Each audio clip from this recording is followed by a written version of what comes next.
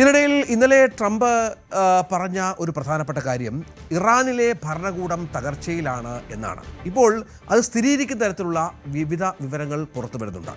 ഇറാനെ ഇപ്പോൾ നിയന്ത്രിക്കുന്നത് IRGC, ഇറാൻ റവല്യൂഷണറി ഗാർഡാണ് എന്ന വിവരങ്ങൾ പുറത്തു വരുന്നുണ്ട്. അതിന് പിന്നിൽ നിരവധി കാരണങ്ങളുണ്ട്. ഇറാനിലുണ്ടായിരുന്ന ശക്തമായ ഭരണാധികാരികളിൽ ഒരുപാട് പേർ അമേരിക്കയുടെയും ഇസ്രയേലിൻ്റെയും ആക്രമണത്തിൽ കൊല്ലപ്പെട്ടു. പരമോന്നത നേതാവ് അയത്തുള്ള അലി ഖൊമേനി കൊല്ലപ്പെടുന്ന പശ്ചാത്തലമുണ്ടായിരുന്നു. IRGC പോലും അവസാനമായി കേട്ടിരുന്ന വാക്ക് അയത്തുള്ള ഖൊമേനിയുടെ ആയിരുന്നു.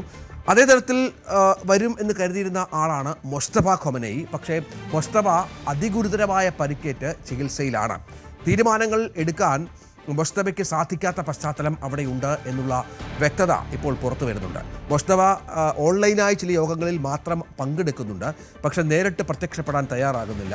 അവിടെയാണ് ഇസ്ലാമിക് റവല്യൂഷണറി ഗാർഡ് കോർപ്സും സുപ്രീം നാഷണൽ സെക്യൂരിറ്റി കൗൺസിലും സൈന്യവുമായി അടുത്ത രാഷ്ട്രീയ നേതാക്കളും അടങ്ങുന്ന ഒരു സംഘം ഇറാൻ ഭരണകൂടത്തെ നിയന്ത്രിക്കുന്നു എന്നുള്ള വിവരങ്ങൾ പുറത്തു വരുന്നത്.